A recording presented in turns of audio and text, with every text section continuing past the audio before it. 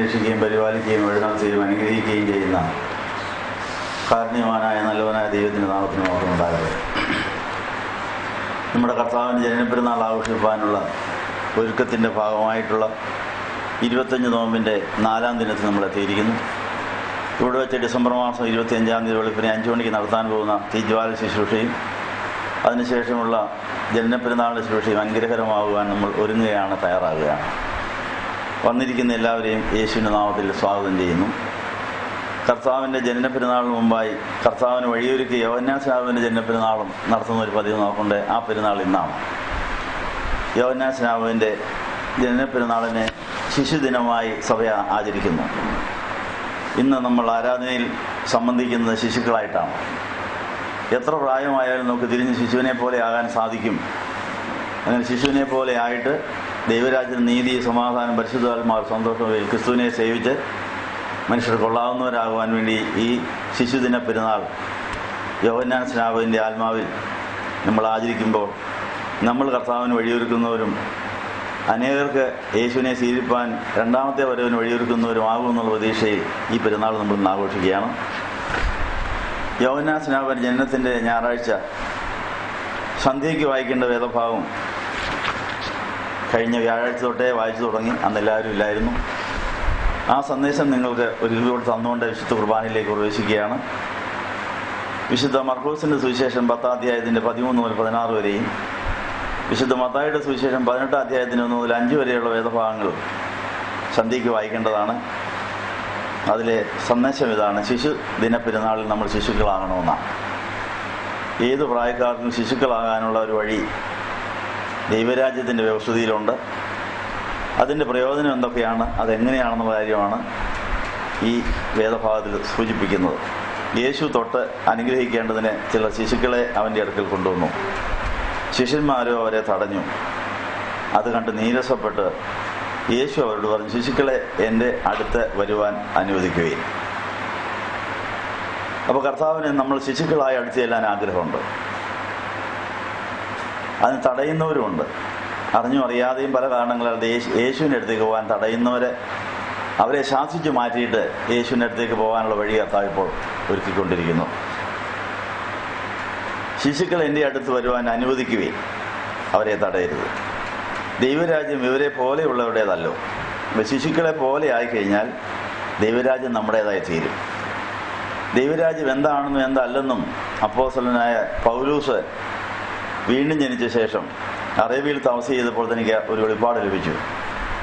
ദൈവരാജ്യം ഭക്ഷണവുമല്ല പാനീയവുമല്ല, അത് നീതിയും സമാധാനം പരിശുദ്ധാത്മാവിലുള്ള സന്തോഷവുമാണെന്ന്. അപ്പം നീതിയും സമാധാനവും പരിശുദ്ധാത്മാവിലുള്ള സന്തോഷവും ആസ്വദിക്കുവാൻ ഭക്ഷണപാനീയങ്ങളെക്കാൾ അധികമായി നമ്മൾ ദൈവത്തെയും ദൈവരാജ്യത്തെയും ഇഷ്ടപ്പെടണമെന്നുള്ളൊരു കാര്യം ഓർമ്മിച്ചിരിക്കുന്നു. ഭക്ഷണപാനീയങ്ങൾ നമുക്ക് അത്യാവശ്യമാണ്. എന്നാൽ പ്രായപൂർത്തിയായി കഴിയുമ്പോൾ ഭക്ഷണപാനീയങ്ങളെക്കാൾ അധികം ദൈവത്തിനും ദൈവരാജ്യത്തിനും സ്ഥാനം കൊടുത്തിട്ട് ദൈവരാജ്യത്തിൻ്റെ അനുഭവത്തിൽ ദൈവത്തിന് 1-ാം സ്ഥാനം കൊടുത്ത് നീതി, സമാധാനം, പരിശുദ്ധാത്മാവ്, സന്തോഷം ആസ്വദിക്കാൻ സാധിക്കുമെന്നുള്ള കാര്യം ഇവിടെ ഓർപ്പിച്ചിരിക്കുന്നു. നമുക്ക് ദൈവരാജ്യത്തിന് നീതിയും സമാധാനം, പരിശുദ്ധാത്മാവ്, സന്തോഷം ആസ്വദിക്കാൻ ഈ ദൈവരാജ്യത്തിൽ കയറുന്ന ശിശുക്കളെ പോലെ ആകുന്നത് എങ്ങനെയാണ്?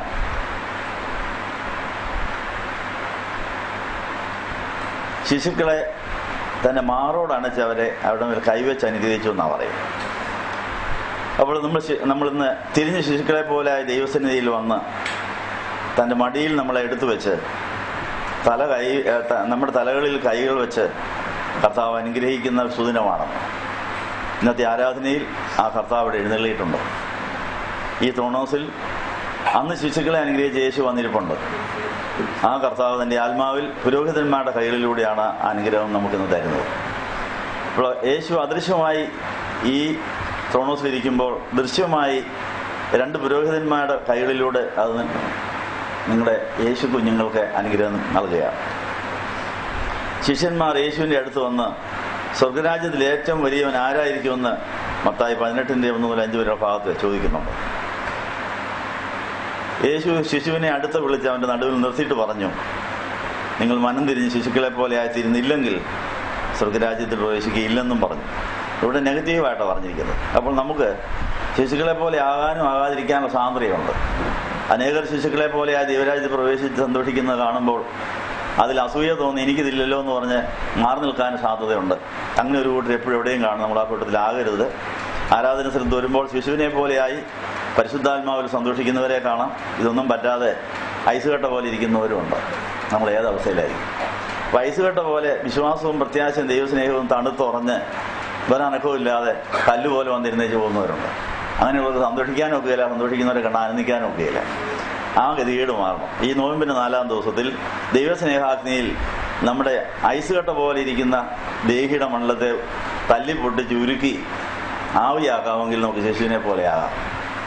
അപ്പോൾ ആത്മീയ മണ്ഡലത്തിൽ നമ്മുടെ ദേഹിയുടെ മണ്ഡലത്തിന് വൃദ്ധന്റെ അവസ്ഥ, ഒരു യുവാവിന്റെ അവസ്ഥ, ഒരു ശിശുവിന്റെ അവസ്ഥയൊക്കെ ഉണ്ടാകാൻ സാധ്യതയുണ്ട്.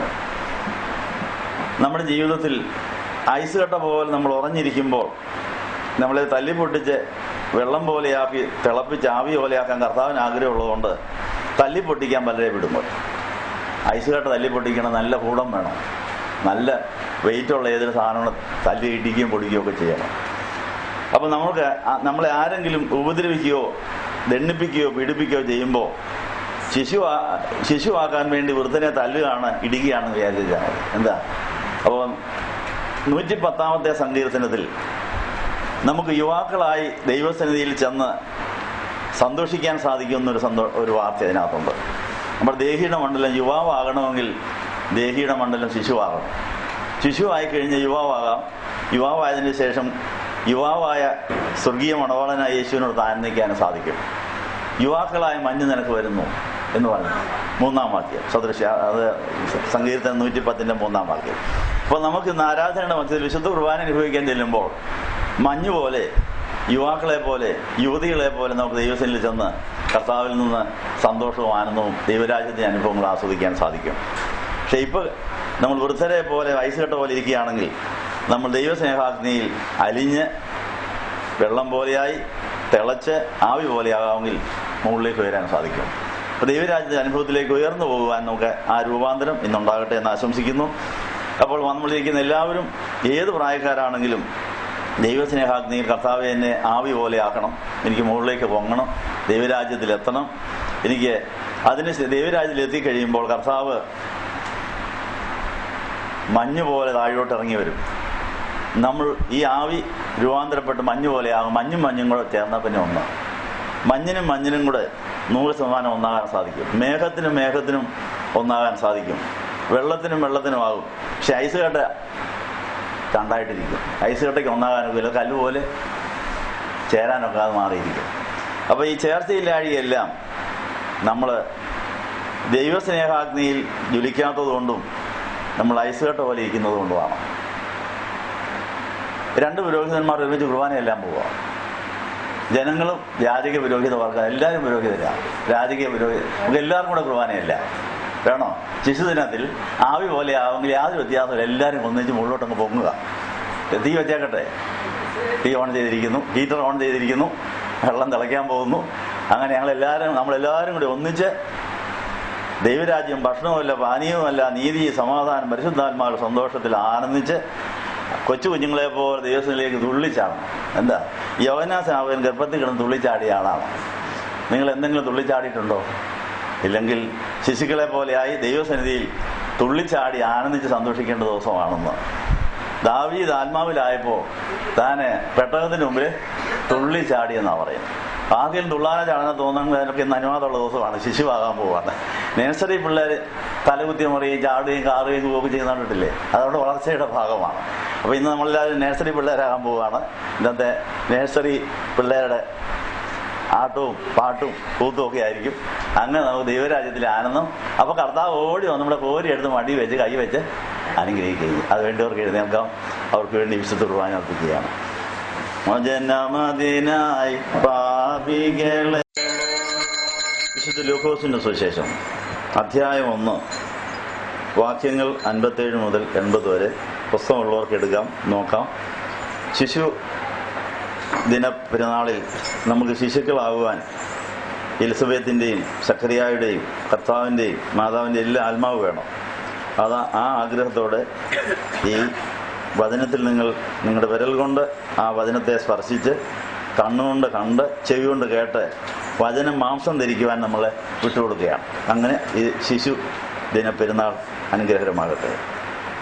ലൂക്കോസ് 1:57 മുതൽ. എലിസബത്ത് യഥാകാലം ഒരു പുത്രനെ പ്രസവിച്ചു. ദൈവം അവളോട് മഹാകരുണ ചെയ്തിരിക്കുന്നതായി കേട്ട് അയൽക്കാരും ചാർച്ചക്കാരും അവളോടൊപ്പം സന്തോഷിച്ചു. 8-ാം ദിവസം കുട്ടിക്ക് പരിച്ഛേദന കർമ്മം ചെയ്യുവാൻ അവർ വന്നു. പിതാവിൻ്റെ പേരുപോലെ അവന് സഖറിയ എന്ന് പേരിടുവാൻ ആലോചിച്ചു. അപ്പോൾ അവന്റെ മാതാവ് അവരോട്, അങ്ങനെയല്ല, അവന് യോഹന്നാൻ എന്ന് പേരിടണമെന്ന് പറഞ്ഞു. അപ്പോൾ അവർ, ഈ പേരുള്ള ഒരുവനും നിങ്ങളുടെ സ്വജനത്തിലില്ലല്ലോ എന്ന് അവളോട് പറഞ്ഞു. അവൻ എന്ത് പേരിടുവാൻ ഇച്ഛിക്കുന്നു എന്ന് അവന്റെ പിതാവിനോട് ആംഗ്യം കാട്ടി ചോദിച്ചു. സഖറിയ ഒരു എഴുത്തുപലക ചോദിച്ചു വാങ്ങി അവന്റെ പേര് യോഹന്നാൻ എന്ന് എഴുതി. എല്ലാവരും അത്ഭുതപ്പെട്ടു. ഉടൻ തന്നെ അവൻ വായി തുറന്ന് സംസാരിക്കുകയും ദൈവത്തെ സ്തുതിക്കുകയും ചെയ്തു. അവരുടെ അയൽക്കാരെല്ലാവരും സംഭ്രമിച്ചു. യഹൂദ്യയിലെ മലനാട്ടിലെങ്ങും ഈ കാര്യങ്ങൾ സംസാര വിഷയമായി. കേട്ടവരെല്ലാം ഈ ശിശു ആരായിത്തീരുമെന്ന് ചിന്തിക്കുകയും പറയുകയും ചെയ്തു. ദൈവത്തിന്റെ കൈ അവനോടുകൂടെ ഉണ്ടായിരുന്നു. അവന്റെ പിതാവായ സഖറിയ പരിശുദ്ധാത്മാവിൽ നിറഞ്ഞ് ഇങ്ങനെ പ്രവചിച്ചു പറഞ്ഞു, ഇസ്രായേലിന്റെ ദൈവമായ കർത്താവ് വാഴ്ത്തപ്പെട്ടവനാകുന്നു. എന്തെന്നാൽ അവൻ തന്റെ ജനത്തെ സന്ദർശിക്കുകയും രക്ഷിക്കുകയും ചെയ്തിരിക്കുന്നു. നമ്മുടെ ശത്രുക്കളിൽ നിന്നും സകല വിരോധികളുടെ കയ്യിൽ നിന്നും നമ്മെ വീണ്ടെടുക്കുന്നതാണെന്ന് ആദ്യം മുതലുള്ള തന്റെ വിശുദ്ധ പ്രവാചകന്മാർ മുഖാന്തരം അരുളിയ പോലെ തന്റെ ദാസനായ ദാവീദിന്റെ കുടുംബത്തിൽ നമുക്കായി രക്ഷയുടെ കൊമ്പ് ഉയർത്തുകയും ചെയ്തിരിക്കുന്നു. നമ്മുടെ പിതാക്കന്മാരോട് അവൻ കരുണ ചെയ്യുകയും നാം നമ്മുടെ ശത്രുക്കളുടെ കയ്യിൽ നിന്ന് രക്ഷ പ്രാപിച്ച് ആയുഷ്കാലം മുഴുവനും നീതിയോടും ന്യായത്തോടും കൂടി തിരുമുമ്പിൽ നിർഭയം ശുശ്രൂഷ ചെയ്യുവാൻ നമുക്ക് കൃപ നൽകുകയും ചെയ്തിരിക്കുന്നു. തന്റെ വിശുദ്ധ നിയമങ്ങളും നമ്മുടെ പിതാവായ അബ്രഹാമിനോട് ചെയ്തിട്ടുള്ളതായ വാഗ്ദാനങ്ങളും അവൻ ഓർത്തിരിക്കുന്നു. ശിശുവേ, നീ അത്യുന്നതന്റെ പ്രവാചകൻ എന്ന് വിളിക്കപ്പെടും. കർത്താവിന്റെ വഴി ഒരുക്കുവാൻ നീ അവനെ മുമ്പേ പോകും. പാപമോചനം മൂലമുള്ള രക്ഷയെക്കുറിച്ച് അവന്റെ ജനത്തിന് അറിവ് നൽകുവാൻ തന്നെ. അങ്ങനെ നമ്മുടെ ദൈവത്തിന്റെ കാരുണ്യാതിരേഖത്താൽ ഉന്നതത്തിൽ നിന്ന് ഉദയം നമ്മെ സന്ദർശിച്ചിരിക്കുന്നു. ഇരുളിലും മരണനിലും ഇരിക്കുന്നവർക്ക് പ്രകാശം ലഭിക്കും. സമാധാന മാർഗത്തിലേക്ക് നമ്മുടെ പാദങ്ങൾ നയിക്കപ്പെടും. ശിശു വളർന്ന് ആത്മാവിൽ ശക്തിപ്പെട്ടുകൊണ്ടായിരുന്നു. അവൻ ഇസ്രായേലിന്റെ മുമ്പിൽ പ്രത്യക്ഷപ്പെട്ടതായ നാൾ വരെ വിജനപ്രദേശത്ത് വസിക്കുകയും ചെയ്തു. നിങ്ങൾക്കെല്ലാവർക്കും സംപ്രീതി ഉണ്ടായിരിക്കട്ടെ.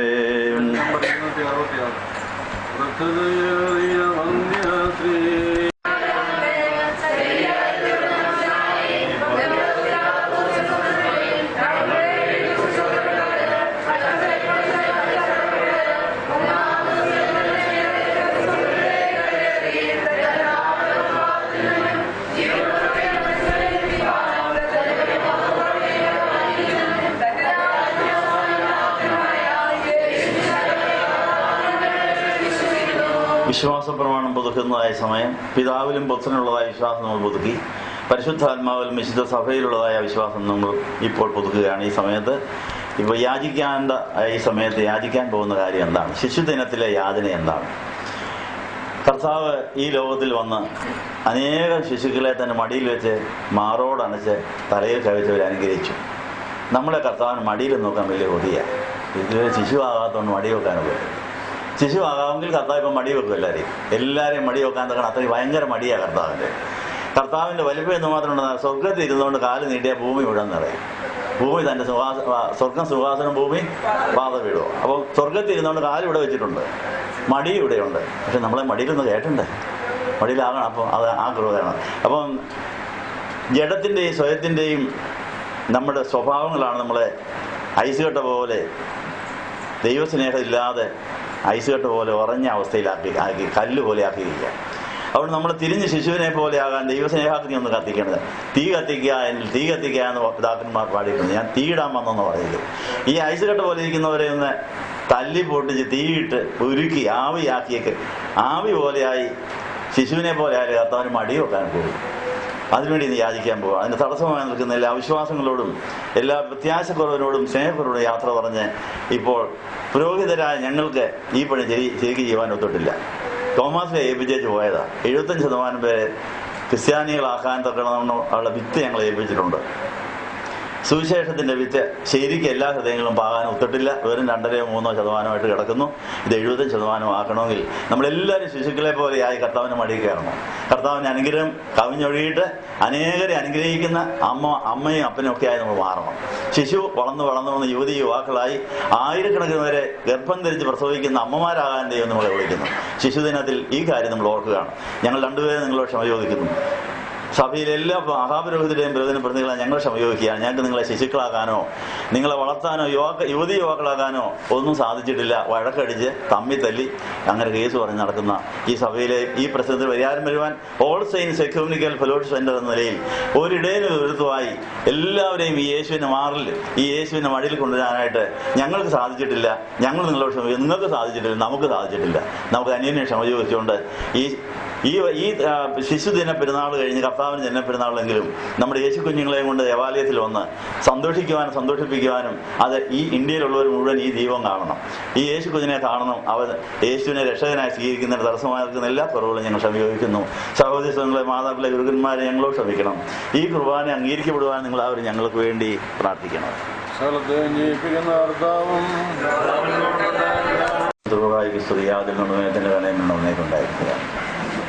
കർത്താവിനെ സ്നേഹിക്കപ്പെട്ട വിശ്വാസികളെ, അനുഗ്രഹകരമായ നോമ്പിന്റെ 4-ാം ദിനത്തിൽ കർത്താവിനെ ആരാധിക്കുവാൻ ധ്യാനിപ്പാൻ നമ്മളെ ആകർഷിച്ചു കൊണ്ടുവന്ന ദൈവത്തിന്റെ ആത്മാവിന് നമുക്ക് നന്ദി പറയാം. ഇന്ന് യോഹന്നാൻ സ്നാപകന്റെ ജനന ദിവസത്തിൽ, ജന്മപ്പെരുന്നാളിൽ യോഹന്നാൻ സ്നാപകന് എന്തെങ്കിലും പ്രസംഗം പറയാനുണ്ടോ? നല്ലൊരു പ്രാസംഗികനാണ്. ആ യോഹന്നാൻ സ്നാപകൻ ഗർഭം തൊട്ടേ പ്രസംഗം തുടങ്ങിയതാണ്. യോഹന്നാൻ സ്നാപകന്റെ ഗർഭത്തിലെ പ്രസംഗം കേട്ടിട്ടുണ്ടോ? ജനിച്ച ദിവസത്തെ പ്രസംഗം കേട്ടിട്ടുണ്ടോ? അപ്പോൾ വന്നിട്ടുണ്ടോ പ്രസംഗിക്കാൻ? അപ്പോൾ ആ യോഹന്നാൻ സ്നാപകന്റെ പ്രസംഗം നമ്മുടെ കുടുംബജീവിതത്തെ ധന്യമാക്കും, നമ്മുടെ സഭാജീവിതത്തെ ധന്യമാക്കും. നമ്മുടെ കുടുംബജീവിതത്തിലെ പ്രശ്നത്തിന്റെ പരിഹാരം ഈ യോഹന്നാൻ സ്നാപകൻ നമ്മളോട് പറയുന്നുണ്ട്. ഈ യോഹന്നാൻ സ്ലീഹായും ഈ യോഹന്നാൻ സ്നാപകനിൽ നിന്ന് ഒത്തിരി കാര്യങ്ങൾ പഠിച്ചിട്ടാണ് താൻ പത്മോസ് ദ്വീപിൽ ഏകനായി കഴിഞ്ഞപ്പോൾ നിരാശപ്പെടാതെ സന്തോഷമായി ജീവിച്ചത്. യോഹന്നാൻ സ്നാപകനും യോഹന്നാൻ സ്ലീഹായുമായിട്ട് പല കാര്യങ്ങളിൽ പൊരുത്തമുണ്ട്. പേരൊന്നാണ്, അനുഭവങ്ങളിലും പല കാര്യങ്ങളിൽ അവർക്ക് പൊരുത്തമുണ്ട്. യോഹന്നാൻ സ്നാപകന് ഒറ്റയ്ക്ക് ഒരു കാട്ടിൽ കിടന്ന് വളരേണ്ടി വന്നു. കാരണം എന്താണ്? യേശുക്കുഞ്ഞിനെ കൊല്ലാമെന്ന ഹേരോദാവിന്റെ പട്ടാളക്കാര് എല്ലാ വീട്ടിലെയും പിള്ളേരെ തപ്പി ഇവിടെയും വരുമെന്നറിയാമായിരുന്നു. ഈ കുഞ്ഞിനെ ഈ ഹേരോദാവിന്റെ പട്ടാളക്കാർ ഒന്ന് പിടിക്കാതിരിക്കാന്നൊക്കെ വന്ന് അവർ രണ്ടുപേരും കൂടി ആലോചിച്ച് ഈ കുഞ്ഞിനെ ഒരു മരുഭൂമിയിൽ ഒരു കുറ്റിക്കാട്ടിൽ കൊണ്ട് വെച്ചേച്ചിഞ്ഞ് പോകുന്നു. അത് ദൈവാത്മാവ് കൊടുത്ത ഒരു സന്ദേശമായിരുന്നു. ആ യോഹന്നാന് എങ്ങനെ ആ കാട്ടിൽ ഒറ്റയ്ക്ക് വളരാൻ സാധിച്ചു? ഏതെങ്കിലും പിള്ളേർക്ക് 1-2 വയസ്സുള്ള ഒരു കൊച്ചിന് തന്നെ ജീവിക്കാനുള്ളൂ. പക്ഷെ യോഹന്നാൻ ജീവിച്ചു എന്നുള്ളതാണ് കാര്യം. ആ യോഹന്നാന്റെ പ്രസംഗം, ബാത്സല്യ മക്കളെ, ഞാൻ എങ്ങനെയാണ് അവിടെ ജീവിച്ചത് നിങ്ങൾക്കറിയാമോ? ഞാൻ എങ്ങനെ ഒറ്റയ്ക്ക് അവിടെ കഴിഞ്ഞു? എനിക്കൊരു നിരാശയില്ലായിരുന്നു. എല്ലാ പ്രവാചകന്മാരും എൻ്റെ കൂടെ ഉണ്ടായിരുന്നു. സ്വർഗത്തിലെ ദൂതന്മാരും പ്രവാചകന്മാരും ഒക്കെ എന്നെ താലോലിക്കുകയും എന്നെ ശുശ്രൂഷിക്കുകയും എന്നെ ധൈര്യപ്പെടുത്തുകയും ചെയ്തു. കാരണം അവരെല്ലാം പ്രസംഗിച്ച വചനം നിവൃത്തിയാക്കേണ്ട പ്രവാചകനായത്.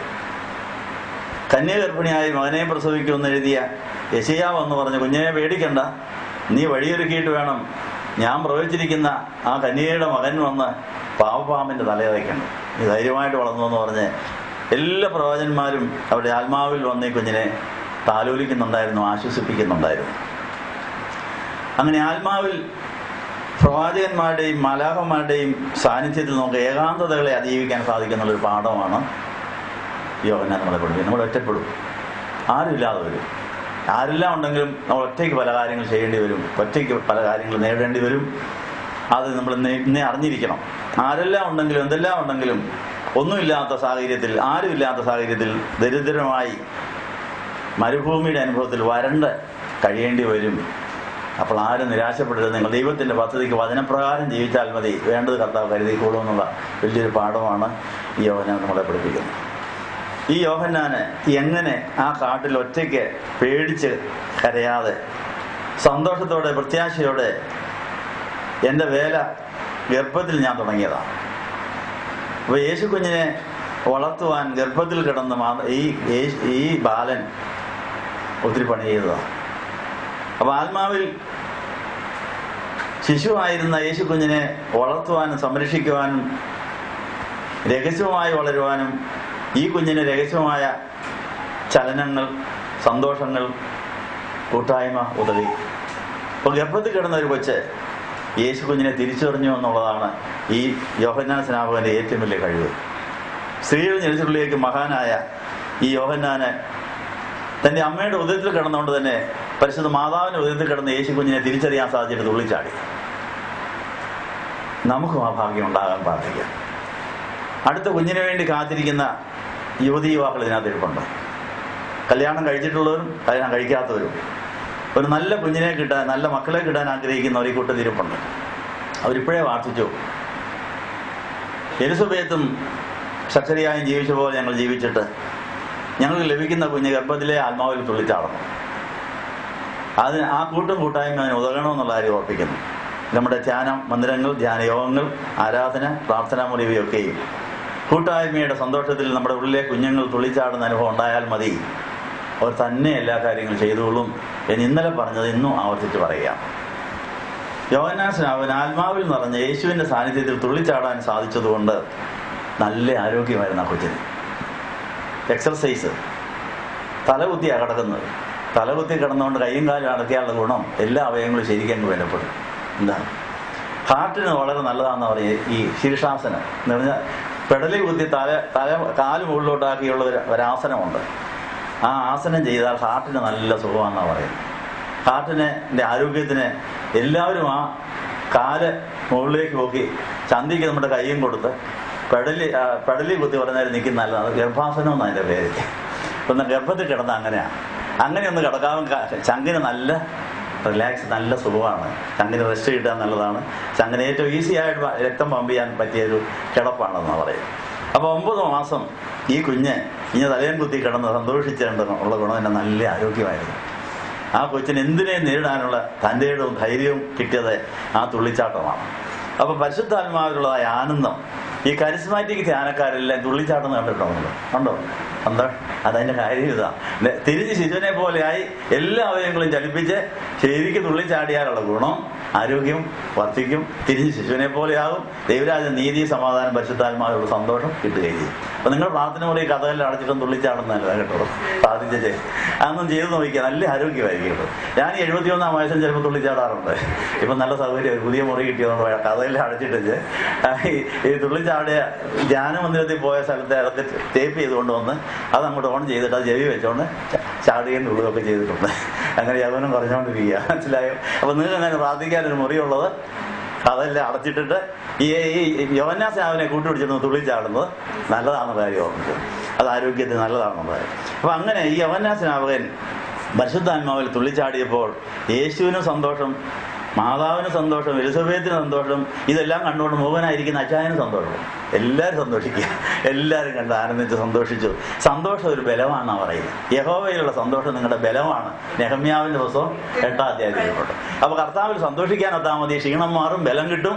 അങ്ങനെ കിട്ടുന്ന ആ ബലം കൊണ്ട് പിശാചിനെ തോൽപ്പിക്കാൻ സാധിക്കും. എപ്പോഴും കർത്താവിൽ സന്തോഷിക്കണമെന്നുള്ള പാഠമാണ് ഈ യോഹന്നാൻ സ്നാപകൻ നമ്മളോട് പറയുന്നത്. അപ്പോൾ ഗർഭത്തിൽ കിടന്നുകൊണ്ട് ഞാൻ തുള്ളി ചാടിയതുകൊണ്ട് ഞാൻ ഒറ്റയ്ക്ക് കുറ്റിക്കാട്ടിൽ കിടന്നപ്പോൾ എനിക്ക് ഒരു നിരാശയും ഇല്ലായിരുന്നു. അന്നേരം ആത്മാവ് കുറ്റിക്കാട്ട് കിടന്നുകൊണ്ട് കൈയും കാലും ചലിപ്പിച്ച് ഞാൻ സന്തോഷിക്കുക. അപ്പം അങ്ങനെ അതിൻ്റെ ശരിക്കും അങ്ങ് കരഞ്ഞ സന്തോഷത്തിൻ്റെ കരച്ചിൽ ആ കാടിനകത്ത് മുഴുവൻ കേൾക്കാമായിരുന്നു. അങ്ങനെ ഇരിക്കുമ്പോൾ ഒരു കാട്ടാട് പ്രസവിച്ച് കിടപ്പുണ്ട് കുറച്ച് ചെങ്ങപ്പറയനാണ്. ദൈവാത്മാവിൽ കരയുകയും പാടുകയും ഒക്കെ ചെയ്യാമെങ്കിൽ അനേകരെ ആകർഷിക്കുന്നതായിരിക്കും ആ ശബ്ദം. അപ്പോൾ ആ കാട്ടാട് തന്നെ തൻ്റെ സ്വന്തം കുഞ്ഞിൻ്റെ അതേ ശബ്ദത്തിലാണ് ഈ കുഞ്ഞ് കിടന്ന് കരയുന്നത്. അപ്പൊ ഈ യോഹന്നാൻ സ്നാപകന് ആട്ടിൻകുട്ടിയുടെ തൊണ്ട കിട്ടി, ആട്ടിൻകുട്ടിയുടെ അതേ സൗണ്ട് ബോക്സ്. അപ്പൊ ആട്ടിൻകുട്ടി കരയുന്ന പോലെ ഒരു കരച്ചില്, സന്തോഷത്തോടെയാണ് കരയുന്നത്. അപ്പൊ ആ കരച്ചില് തള്ളയാട് കേട്ടപ്പോ എനിക്ക് വേറെ എങ്ങാണ്ടൊരു കൊച്ചു കിടക്കുന്നല്ലോ, അയ്യോ ഞാൻ അതിന് പാല് കൊടുത്തില്ലോ എന്ന് വിചാരിച്ച് ഓടി അവിടെ ചെന്ന് അങ്ങോട്ട് എൻ്റെ വായിലോട്ട് വെച്ചു കൊടുത്തു. അത് വലിച്ചങ്ങ് കുടിച്ചു. അപ്പൊ ഒറ്റയ്ക്ക് അമ്മയില്ലാതെ വിഷമിച്ച കൊച്ചിന് അമ്മയുടെ പാല് കിട്ടിയോ? നല്ല ആട്ടുംപാൽ, നല്ല ചൂടുള്ള ആട്ടുംപാല് ശരിക്കും അങ്ങ് കുടിച്ചു കൊടുത്തു. അപ്പൊ ആ കൊച്ചിന് പാല് വേണ്ടിയപ്പോഴൊക്കെ ഇതുപോലെ കരയും. ഈ തള്ളയാടുന്നു, ഇതിനും പാല് കൊടുക്കും, അതിന്റെ ആട്ടുകുട്ടിക്കും പാല് കൊടുക്കും.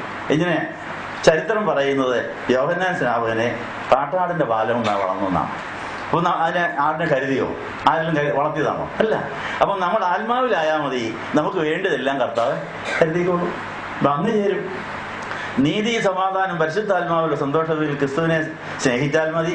പരിശുദ്ധാത്മാവിൽ സന്തോഷിക്കുകയും നീതിയും സമാധാനം പരിശുദ്ധാത്മാവിൽ സന്തോഷം എന്ന് ക്രിസ്തുവിനെ അങ്ങ് സേവിച്ചാൽ മതി. മനുഷ്യർക്ക് കൊള്ളാവുന്ന ഒരു ദൈവത്തെ പ്രസാദിപ്പിക്കുന്നതാകുമ്പോൾ നമ്മൾ ജീവിക്കേണ്ടത് സമൂഹത്തിന്റെ ദൈവത്തിന്റെ ആവശ്യമാവും. എല്ലാം നമുക്ക് വേണ്ടിയതാണ്. ഒന്നും അത്യാഗ്രഹത്തോടെ വിചാരപ്പെടേണ്ട. പരിശുദ്ധാത്മാവിൽ സന്തോഷിച്ച് അങ്ങ് ആരാധിച്ചാൽ മതി, നമുക്ക് വേണ്ടതെല്ലാം നമ്മളെ തേടി വരും എന്ന പാഠമാണ് ഈ യോഹന്നാൻ സ്നാപകൻ നമ്മളെ പഠിപ്പിക്കുന്നത്. ഈ പാഠം യോഹന്നാൻ ശരിക്കും പഠിച്ചതുകൊണ്ടാണ് പത്മോസ് ദ്വീപിൽ ഏകനായി താൻ ജീവിച്ചപ്പോൾ അവിടെ ആരുമില്ല. ഈ യോഹന്നാൻ സ്നാപകനും യോഹന്നാൻ ശ്രീകാര്യങ്ങൾ ഒന്നിച്ചും കൂടി അവിടെ അങ്ങ് തുള്ളിച്ചാടാൻ തുടങ്ങി, സന്തോഷിക്കാൻ തുടങ്ങി. പത്മോസ് ദ്വീപിലെ നാണം നോക്കേണ്ട കാര്യമില്ല, ശരിക്കും സന്തോഷിക്കരുത്. ശരിക്കും തുള്ളിച്ചാടി അങ്ങ് ആനന്ദിച്ച് യോഹന്നാൻ പത്മോസ് ദ്വീപിൽ തന്റെ ഏകാന്തത പ്രയോജനപ്പെടുത്തി. അപ്പോഴത്തേക്ക് സ്വർഗം തുറന്നിറങ്ങിയെന്നാണ് വെളിപ്പാട് പുസ്തകം എഴുതിയത്. അപ്പൊ യോഹന്നാൻ സ്നാപകന്റെയും യോഹന്നാൻ ശ്ലീഹായുടെയും മാതൃക. യോഹന്നാൻ ശ്ലീഹ യേശുവിന് മാറിൽ ചാരിയെന്ന് യേശുവിന് ചങ്കടി പറഞ്ഞ് യേശു പറഞ്ഞ വചനം മുഴുവൻ ധ്യാനിച്ച ആളാണ് യോഹന്നാൻ. ആ യോഹന്നാന് ഏകാന്തതയിൽ ഒരു പ്രശ്നമില്ല, ദാരിദ്ര്യം ഒരു പ്രശ്നമില്ല. അവന് എല്ലാ അനുഭവവും സ്വാഗതം ചെയ്യാൻ നല്ല വശം കാണാൻ സാധിച്ചു. അതുകൊണ്ട് യോഹന്നാൻ ശ്ലീഹായെയും യോഹന്നാൻ മാബ്ദാനയെയും നമ്മൾ കൂട്ടുപിടിച്ചാൽ ഒരു ഏകാന്തതയും പേടിക്കേണ്ട, ഒരു ദാരിദ്ര്യത്തെയും പേടിക്കേണ്ട, ഒന്നിനെയും പേടിക്കേണ്ട. അവിടെ എല്ലാം മരുഭൂമിയിൽ ഏകന്തോട്ടം പണിയാൻ സാധിക്കും. പിന്നെ ഈ യോഹന്നാൻ സ്നാപകന് പറയാനുള്ള മറ്റൊരു പാഠം ഇന്ന് വായിച്ച ലൂക്കോസിന്റെ സുവിശേഷം 1-ാം അധ്യായത്തിന്റെ 57 മുതലുള്ള ഭാഗത്തിൽ മൂകനായി സക്കറിയ മാറിയിരിക്കുന്നു. കൊച്ചു ജനിച്ചു, 8 ദിവസമായി, പേരിടേണ്ട സമയമായപ്പോൾ അമ്മ പറയുന്നു കൊച്ചിന് ഏത് പേരിടണമെന്ന്. എന്നാൽ അമ്മ പറഞ്ഞ പേരേതാ? യോഹന്നാൻ. അതവർക്ക് അതിശയമാണ്. അങ്ങനെ ഒരു പേര് അവിടെ കുടുംബത്തിലെങ്ങും ഇല്ല. പിന്നെ ഈ അമ്മയ്ക്ക് ഇത് എവിടുന്ന് പിടികിട്ടി ഇത് യോഹന്നാൻ എന്നാ പേരിടണമെന്ന്? യോഹന്നാൻ എന്ന് പേരിടണമെന്ന് പറഞ്ഞത് ആരോടാ? സക്കറിയായോടാ പറഞ്ഞത്. സക്കറിയ മിണ്ടാതിരിക്കുകയോ ഇവര് തമ്മിൽ വർത്താനം പറഞ്ഞിട്ടുമില്ല. മനസ്സിലായോ? ഈ വർത്താനം പറയാതെ ഇവരെ എങ്ങനെ അറിഞ്ഞു എന്നുള്ളതാണ്. അതിനകത്ത് വലിയൊരു പാഠമുണ്ട്. അപ്പൊ സക്കറിയായുള്ള അറിയിപ്പിന്റെ ദിവസത്തിൽ മാലാഖ പറഞ്ഞ് നിനക്കൊരു കുഞ്ഞുണ്ടാകും, അവൻ ആൺകൊച്ചായിരിക്കും, ആ കൊച്ചിനെ യോഹന്നാൻ എന്ന് പേരിടണമെന്നും പറഞ്ഞു. ഈ കാര്യം സക്കറിയായിക്ക് വന്ന് എലിസബത്തോട് പറയാനൊത്തോ? മൗനമായി പോയി. പിന്നെ ഈ 8-ാം ദിവസം ഈ യോഹന്നാൻ എന്നുള്ള പേരിടണമെന്ന് ആര് പറഞ്ഞു? പരിശുദ്ധാത്മാവ് പറഞ്ഞെന്നാ പറഞ്ഞത്. അപ്പൊ അതിന്റെ അർത്ഥം പരിശുദ്ധാത്മാവിൽ നിറയാമെങ്കിൽ എല്ലാ കാര്യവും പ്രാർത്ഥിക്കാമെങ്കിലും ഭാര്യാഭർത്താക്കന്മാരുടെ പൊരുത്തക്കേട് മാറിക്കിട്ടുമെന്നാണ്. പൊരുത്തക്കേട് എന്താ? ഭർത്താവ് വിചാരിക്കുന്ന അപ്പോഴേ ഭാര്യയ്ക്ക് പിടി കിട്ടും, ഭാര്യ പറയുന്ന ആ ഭർത്താവിന് പിടി കിട്ടും, ദൂരെയാണെങ്കിലും പിടി കിട്ടും. മനസ്സിലായോ? ഇന്ന് പൊരുത്തക്കേടത്തിലില്ലേ? കോപിക്കുന്നുണ്ട്, പൊട്ടിത്തെറിക്കുന്നുണ്ട്, പല കാര്യങ്ങളും പൊരുത്തക്കേട് വന്ന് മിണ്ടാതിരിക്കുന്നുണ്ട്, ചിലപ്പം വിഷമിക്കുന്നുണ്ട്. അത് വരാതിരിക്കണമെങ്കിൽ ഈ എലിസബത്തിനെയും സക്കറിയായെയും പോലെ ആത്മാവിലായി പ്രാർത്ഥിച്ച് ആരാധിച്ചാൽ മതി. സ്ഥലകാല പരിമിതിയില്ലാതെ പൊരുത്തത്തോടെ ജീവിക്കാൻ സാധിക്കും ഭാര്യാഭർത്താക്കന്മാർ. അവരെത്ര ദൂരെയാണെങ്കിലും അവരെന്തെല്ലാം എവിടെയൊക്കെയാണെങ്കിലും അപ്പോഴപ്പോൾ സന്ദേശം പോയിക്കൊണ്ടേയിരിക്കും. വീട്ടിൽ ഭാര്യയാക്കിയിട്ട് പോകുമ്പോൾ ഭർത്താവ് ജോലി സ്ഥലത്ത് ഓഫീസിരിക്കുമ്പോഴേ അവളിപ്പോൾ എന്നാ ചെയ്യുന്നത്? എന്താ? റിമോട്ട് കൺട്രോളിന് കയ്യിലിരിക്കും, എങ്ങും പഴിച്ചു പോവുകയില്ല. മനസ്സിലായോ? അപ്പൊ എലിസബത്തിനെയും സക്കറിയായെയും പോലെ ജീവിക്കാമെങ്കിൽ ജനറേഷൻ ഗ്യാപ്പിന്റെയും കമ്മ്യൂണിക്കേഷൻ ഗ്യാപ്പിന്റെയും പ്രശ്നമെല്ലാം വരും. എല്ലാം ഒരേ ആത്മാവിൽ ചെയ്യാൻ സാധിക്കും. ഈ ജനത്തിൽ ഈ യോഹന്നാൻ ശ്രീയായി ഇപ്പോൾ ഇവിടെ വന്ന് നിങ്ങൾക്ക് അതിന്റെ ആ ഗ്രേസ് തരാൻ പോവുക. പൊരുത്തക്കേടുകളെല്ലാം മാറി തിരിച്ച് ശിശുവിനെ പോലെയായി പ്രാർത്ഥന മുറി യോഹന്നാൻ സ്നാപകനെ പോലെ തുള്ളിച്ചാടി ആനന്ദിച്ച് യൗവനം പുതുക്കി പുതിയ കൃപയോടെ അതിനെ സ്വീകരിപ്പാൻ ആഗ്രഹിക്കുന്നവർക്ക് ഇപ്പോൾ ആ സക്കറിയ പുരോഹിതനും യോഹന്നാനും എലിസബത്തില്ല നിങ്ങളുടെ മക്കളിലൂടെ വരാൻ പോവുക. ആ ഗ്രേസ് വേണ്ടതൊക്കെ എഴുന്നേൽക്കില്ല, അതിനായിട്ട് നിൽക്കാം. ഇപ്പോൾ പ്രാർത്ഥന നടത്താൻ പോവുകയാണ്. ചാർത്തുന്ന അനുഗ്രഹങ്ങൾക്ക് സന്ദേശങ്ങൾക്ക് എല്ലാ കൃപകൾക്കുമായി നമുക്ക് നന്ദി പറയാം. യോഹന്നാൻ സ്നാപകന്റെ പ്രസംഗം നമ്മളെല്ലാവരും കേട്ടു. ഏകാന്തതയെ ആരും പേടിക്കേണ്ട, മരുഭൂമിയെ പേടിക്കേണ്ട, ഒറ്റപ്പെടലിനെ പേടിക്കേണ്ട, എല്ലാം നന്മയ്ക്കാവും. ദൈവാത്മാവിൽ നമ്മൾ നിറഞ്ഞാൽ മതി, കർത്താവിനെ വളർത്തിയാൽ മതി, കൂട്ടായ്മ ആചരിച്ചാൽ മതി, എല്ലാത്തിനെയും നമുക്ക് സ്വർഗീയമാക്കാൻ സാധിക്കുന്നുള്ള പാഠം നമ്മൾ പഠിച്ചിരിക്കുന്നു.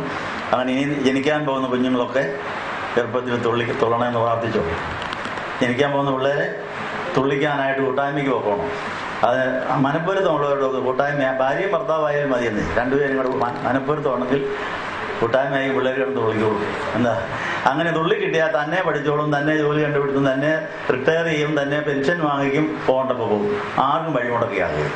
എന്താ, നല്ല പിള്ളേരല്ലേ. അങ്ങനത്തെ പിള്ളേരെ വേണമെങ്കിൽ ഇപ്പോഴേ ഒരുങ്ങിക്കോ, പ്രാർത്ഥിച്ചോ, ഒരു കൂട്ടായ്മയും മുടക്കരുത്.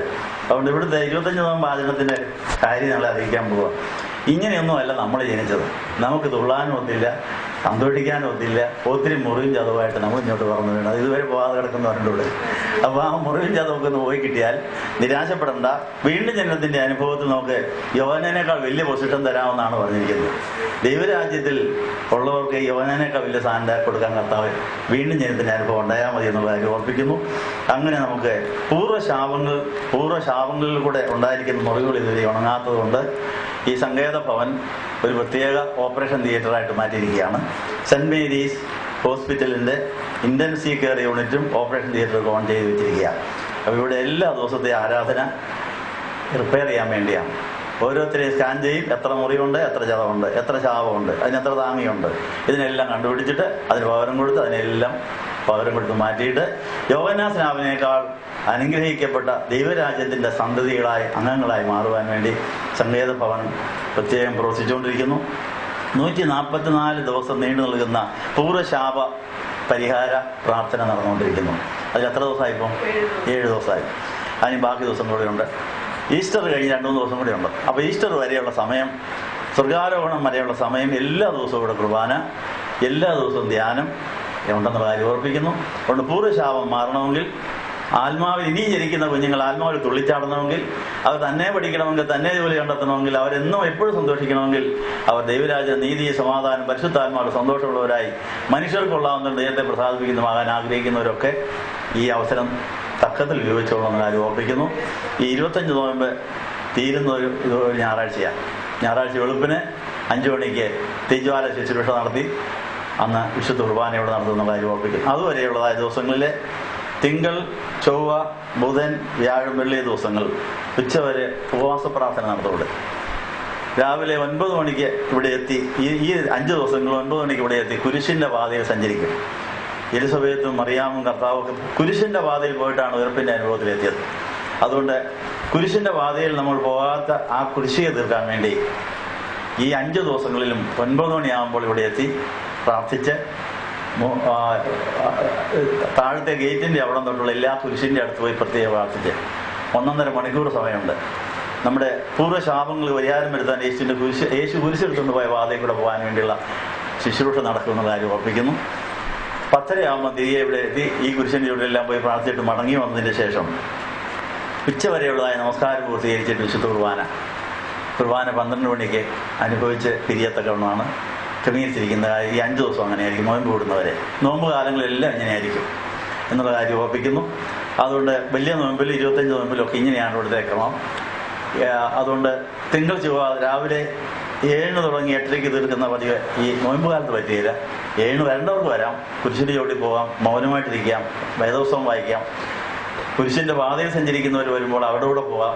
അങ്ങനെ 12 വരെ ഇവിടെ ഇരിക്കാൻ സൗകര്യമുള്ളവർക്ക് വരാമെന്നുള്ള കാര്യം. ആരും ഇല്ലെങ്കിൽ ഇവിടെ കുർബാന നടത്താൻ പോകാം. എന്താ, 3 പേരുണ്ടെങ്കിലും കർത്താവ് വരുമെന്നാണ് ഇല്ലേ? 2-3 പേര് എൻ്റെ കൂട്ടത്തിൽ ആരും വേണമെന്നൊരു നിർബന്ധമില്ല. എല്ലാവർക്കും വേണ്ടി കുർബാന ഇവിടെ ചെല്ലുന്നുണ്ട്. നിങ്ങൾക്ക് വരാനൊക്കുന്നില്ലെങ്കിൽ എവിടെയാണെങ്കിലും ആ കാര്യം ഓർത്ത് പ്രാർത്ഥിച്ചാൽ അനുഗ്രഹം അങ്ങോട്ടും വരും എന്നുള്ള കാര്യം ഓർപ്പിക്കുന്നു. ഇപ്പോൾ നമുക്ക് ഈ കേട്ട സന്ദേശങ്ങൾ പ്രാർത്ഥനയാക്കി മാറ്റി ധ്യാനം സമാഹരിക്കാം. പ്രാർത്ഥനയാൽ എപ്പോഴും ഞാൻ ജാവേദിച്ചു പോരാടുവാൻ, പ്രാർത്ഥനയാൽ എപ്പോഴും ഞാൻ ജാവേദിച്ചു. ഞങ്ങളുടെ കൂടെ ഞങ്ങളുടെ മാറ്റമില്ലാത്ത വചനം കേൾക്കുവാൻ അങ്ങനെ ഞങ്ങളെ സഹായിച്ചതിനായി നമ്മയോട് സ്തോത്രം ചെയ്യുന്നു. ഇന്നത്തെ വചനപ്രകാരം കർത്താവെ ഞങ്ങളുടെ സന്നിധി നിൽക്കാൻ ഇരിക്കാനുള്ള യോഗ്യത അറിയുന്നത് ഞങ്ങൾക്ക് കർത്താവെ എലിസബത്തിനെ കുറിച്ച് സക്രിയ പുരോഹിതനെ കുറിച്ച് ഞങ്ങൾ കേട്ടല്ലോ കർത്താവെ. അവർക്ക് യോഹന്നാൻ സ്നാപകനെ കുറിച്ച് കർത്താവെ, സ്ത്രീകളിൽ ജനിച്ചവൻ ഏറ്റവും വലിയ യോഹന്നാൻ സ്നാപകനായിരുന്നു കർത്താവെ. ആത്മാവ് നിറഞ്ഞ ഗർഭത്തിൽ വെച്ച് തന്നെ ആത്മാവ് നിറയാനുള്ള ഭാഗ്യം കിട്ടി. ഞങ്ങളുടെ ജീവിതത്തിലേക്ക് നോക്കുമ്പോൾ ഞങ്ങളുടെ മാതാപിതാക്കളുടെ ഉദരത്തിൽ കർത്താവെ, ഞങ്ങൾ അമ്മയുടെ ഉദരത്തിൽ കിടന്നപ്പോൾ ഞങ്ങൾക്ക് ആത്മാവ് നിറയാൻ കഴിയാനും ഞങ്ങളുടെ മാതാപിതാക്കളെ ആത്മാവ് നിറവുള്ളവരല്ലായിരുന്നു കർത്താവെ. സക്രിയ പുരോഹിതനും കർത്താവെ എലിസബത്തും ആത്മാവ് നിറഞ്ഞവരായിരുന്നു. അവർ നിഷ്കളങ്കരും നേരുള്ളവരും നിർമ്മലരും സത്യസന്ധരുമായിരുന്നത് കൊണ്ട് അവർക്ക് ആത്മാവ് നിറയാൻ കഴിഞ്ഞു കർത്താവെ. ഞങ്ങളുടെ പാവത്തിൽ ഞങ്ങളുടെ അമ്മ ഞങ്ങളെ ഗർഭം ധരിച്ചത് കൊണ്ട് കർത്താവെ, ഞങ്ങളിന്ന് പാവത്തിൽ കിടന്ന് പാപത്തിന്റെ അധീനതയിൽ കിടന്ന് പാവവും ശാപവും ഞങ്ങളെ കയറിപ്പെടുത്തിയിട്ടുണ്ടാണ്. നീതി, സമാധാനം, പരിശുദ്ധാത്മാവുള്ള സന്തോഷം ഞങ്ങൾക്കില്ലാതെ ഇന്ന് ഞങ്ങൾ വേദനയുടെ രോഗത്തിന്റെ കഷ്ടതയുടെ നടുവിലൂടെ കടന്നു പോകുന്നത് ഞങ്ങൾ സംബന്ധിച്ച് നമ്മളുടെ പൂർവ്വശാപം ഞങ്ങളെ വിട്ടുപോകാതിരിക്കുന്നു കർത്താവെ. എന്നാൽ എലിസബത്തിന്റെ ഉള്ളിൽ കിടന്ന് പരിശുദ്ധാത്മാവ് നിറഞ്ഞ യോഹന്നാൻ സ്നാപകനെ പോലെ കർത്താവെ, ഞങ്ങൾക്ക് കഴിയാതെ പോയ അവസ്ഥയോട് ഞങ്ങളോട് ക്ഷമിച്ചിട്ട് വീണ്ടും കർത്താവെ തിരിച്ചു വരുമെന്ന് കർത്താവെ, ഞങ്ങൾക്ക് കർത്താവിനോട് അടുത്ത് വരുവാനുള്ള കൊണ്ട് കർത്താവെ, ഞങ്ങൾ ഇനി മനം തിരിഞ്ഞ് ആത്മാവിൽ നിറയുന്നവരായി മാറുവാൻ സ്വർഗ്ഗം ഞങ്ങളെ സഹായിക്കണമെന്ന് പ്രാർത്ഥിക്കുന്നു. ഞങ്ങളുടെ ദേഹിയുടെ മണ്ഡലം ഒരു യുവാവായിട്ട് യുവതിയായിട്ട് കർത്താവിന്റെ സന്നിധിയിലേക്ക് വന്ന് അങ്ങനെ കർത്താവെ, മഞ്ഞു പോലുള്ള യുവാക്കൾ ഉണ്ടാവും എന്ന് പറഞ്ഞ വചനപ്രകാരം ഐസുകട്ടി ആയിരിക്കുന്ന ഞങ്ങളുടെ ഹൃദയം നിന്ന് കർത്താവെ അതൊന്ന് തല്ലി പൊട്ടിച്ച് അതൊന്ന് യുവാവായിട്ട് അതൊന്ന് കർത്താവെ വെള്ളമായി തീർന്ന് അത് ആവി പോലെ കർത്താവെ സ്വർഗത്തിലേക്ക് എത്തിച്ച് അത് കർത്താവെ യുവാവായി കർത്താവിന്റെ മാറോട് ചേർന്നിട്ട് കർത്താവ് സന്തോഷിക്കുന്ന ഒരു അനുഭവം ഞങ്ങളുടെ ജീവിതത്തിൽ തരണമെന്ന് പ്രാർത്ഥിക്കുന്നു കർത്താവെ. അമ്മ ഞങ്ങളെ പഠിപ്പിച്ചു, ഒരു യുവാവായി ഒരു ശിശുവിനെ പോലെ ആയി തീർന്നു കഴിഞ്ഞാൽ ശിശുക്കളെ എന്റെ അടുക്കൽ വരുവാൻ വിടിയില്ല, അവരെ തടയരുതെന്ന് പറഞ്ഞ് ദൈവത്തിന്റെ രാജ്യം അവർക്കുള്ളതാന്ന് പറഞ്ഞു. ദൈവരാജ്യം അവകാശമാക്കണമെങ്കിൽ ഒരു ശിശുവിനെ പോലെ നമ്മൾ ആയിത്തീരണമെന്ന് പറഞ്ഞു. അതുകൊണ്ട് ഞങ്ങൾക്ക് ദൈവത്തിന്റെ രാജ്യമോ അവകാശമില്ല. ഞങ്ങൾ ഇതുവരെ തിരിഞ്ഞൊരു ശിശുവിനെ പോലെ ആയി തീർന്നിട്ടില്ല കർത്താവെ. ഞങ്ങളോട് അവിടുന്ന് ക്ഷമിക്കണം. ഒരു ശിശുവായി കഴിഞ്ഞെങ്കിൽ മാത്രമേ കർത്താവ് തന്നെ വടിയിൽ എടുത്തു വെച്ചിട്ട് ആ കുഞ്ഞിനെ ശിശുവിനെ പോലെ എടുത്ത് മാറോട് ചേർത്ത് അടച്ചു പിടിച്ച് അതിന് ചുമ്മനം കൊടുത്ത അമ്മ തന്നെ കുഞ്ഞിനെ എടുത്ത് മടിയിൽ വെച്ച് അതിനെ സ്നേഹിച്ച് താലോലിച്ച് ആശ്വസിക്കുന്ന പോലെ കർത്താവിന്റെ ആത്മാവ് ഞങ്ങളിൽ ഇറങ്ങി വന്നിട്ട് ഞങ്ങളെ അതുപോലെ കർത്താവെ ആക്കി തീർക്കാവുന്ന കർത്താവിന്റെ വചനം ഞങ്ങളെ ഇന്ന് പഠിപ്പിച്ചെങ്കിൽ കർത്താവെ, ഞങ്ങൾ ആ ശിശുവിനെ പോലെ ആയിത്തീരുവാൻ ഞങ്ങളുടെ പ്രായമുള്ള ഏത് പ്രായത്തിലുള്ള അവസ്ഥയായിരുന്നാലും ആ പ്രായക്കാർക്ക് ശിശുവിനെ പോലെ തിരിഞ്ഞു വരാമെന്ന് പഠിപ്പിച്ചു. ഞങ്ങൾ ഇപ്പോൾ ആയിരിക്കുന്ന പ്രായത്തിൽ നിന്ന് തിരിഞ്ഞ് ഞങ്ങളുടെ ഐസുകെട്ടി ഒന്ന് ഒരുക്കി ഞങ്ങളുടെ ദേഹിയുടെ മണ്ഡലം പൂർണ്ണമായി കർത്താവ് ഒരു യുവമായി തീർന്ന് ഒരു യുവതിയായി കർത്താവ് തീർന്ന് ഒരു ശിശുവായി മാറി കർത്താവിന്റെ മാറോട് ചേർന്ന് ഇതാ കർത്താവിന്റെ മടിയിലിരുന്ന് ആ കർത്താവിന് ചുംബനം വന്നേറ്റ് ആ കർത്താവിന്റെ മാറോട് ചേർന്ന ചൂടൊന്ന് അനുഭവിക്കാൻ പരിശുദ്ധാത്മാവ് ഞങ്ങളെ സഹായിക്കണം. അങ്ങനെ ആത്മാവ് ജനിച്ചാത്തോണ്ടാണ് ഇന്ന് ഞങ്ങൾക്ക് പരാതി പരിഭ്രമം ഉള്ളത്. എന്നാൽ യോഹന്നാൻ സ്നാപകൻ ആത്മാവിൽ ജനിച്ചതുകൊണ്ട് അതിനെ കൊണ്ടൊരു കുറ്റിക്കാട്ടില് കർത്താവെ വിട്ടെങ്കിലും കർത്താവെ അതിന്റെ കരച്ചിൽ കേട്ട് അവന് കാട്ടാടിന് കർത്താവെ തന്നെ എന്റെ കുഞ്ഞാണെന്ന് തോന്നിച്ചുകൊണ്ട് ഓടി വന്നതിന് പാൽ കൊടുത്ത് അതിനെ വളർത്തിയൊരു അവസ്ഥ ഞങ്ങൾ കേട്ടു കർത്താവെ. ഇതുപോലെ ആത്മാവിൽ ജനിച്ചാല് പഠിക്കാനോ പഠിപ്പിക്കാനോ ഒന്നിനും പോകണ്ട കർത്താവെ. മക്കളെ ചൊല്ലി ഭാരപ്പെടേണ്ട ആവശ്യമില്ലല്ലോ. ഇന്ന് മക്കളെ ചൊല്ലി ഭാരപ്പെടുന്നതിന്റെ കാരണം ഞങ്ങൾ ആത്മാവിൽ നിറയാതെ ജനിച്ചതുകൊണ്ടാണെന്ന് സമ്മതിക്കുന്നു. ഞങ്ങളോടൊന്ന് ക്ഷമിക്കണമേ കർത്താവെ.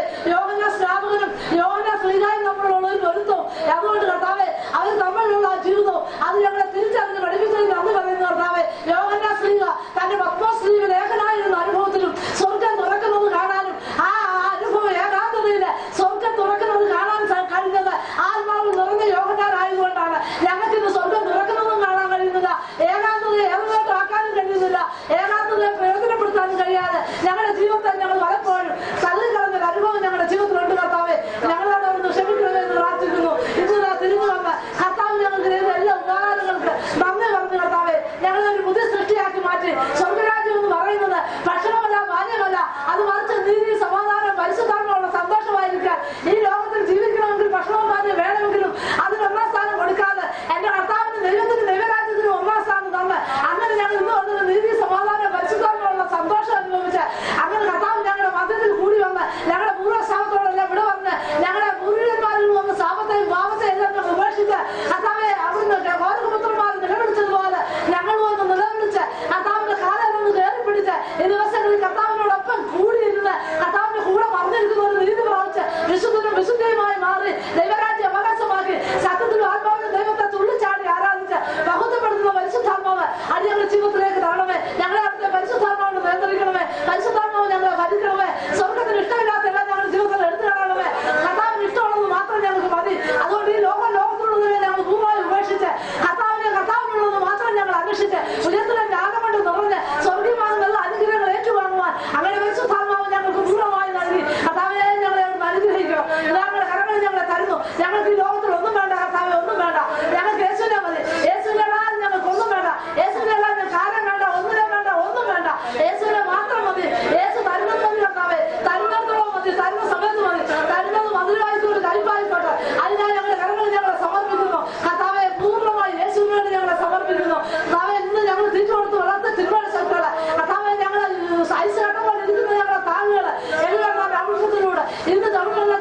വായിച്ചില്ല